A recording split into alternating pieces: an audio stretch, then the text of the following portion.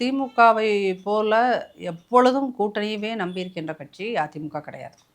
ஏன்னா அதிமுகவோட ஒரு மிகப்பெரிய ஸ்ட்ரென்த் அப்படிங்கிறது அதோட தொண்டர்களோட பலம் தான். சரிங்களா? எங்களுக்கு வந்து இன்னமும் பெண்களோட ஓட்டு அதிமுகவுக்கு தான் பெரிய அளவில் வரும். ஏன்னா எல்லாருமே சொல்கிற எல்லா அரசியல் விமர்சகர்களும் சொல்கின்ற விஷயம் என்னென்னா, அம்மா மறைவுக்கு பிறகு பெண்கள் வந்து அதிமுக பக்கம் வர்றதில்லை அப்படிங்கிற மாதிரியான ஒரு கருத்துருவாக்கத்தை செயற்கைத்தனமாக அந்த நேரேட்டிவை செட் பண்ணுறாங்க.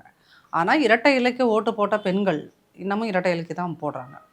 ஒருவேளை இந்த அரசியல் விமர்சகர்கள் வந்து எங்கேயாவது ஒரு 1% 2% ஒரு சின்ன மார்ஜின் டிஃப்ரென்ஸ் இருக்கலாம். அதை வந்து பெரிய அளவுக்காக ஊதி அதை பெருசுபடுத்துகிறாங்க.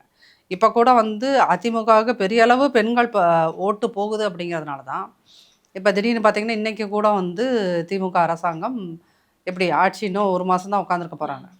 ஆட்சியில் அதிகபட்சம் 30 நாள் இருக்க போகிறாங்க. அடுத்த ஒரு 60 நாள் வந்து அது காபந்து அரசு. அப்போ எந்த திட்டங்களும் செய்யக்கூடாது.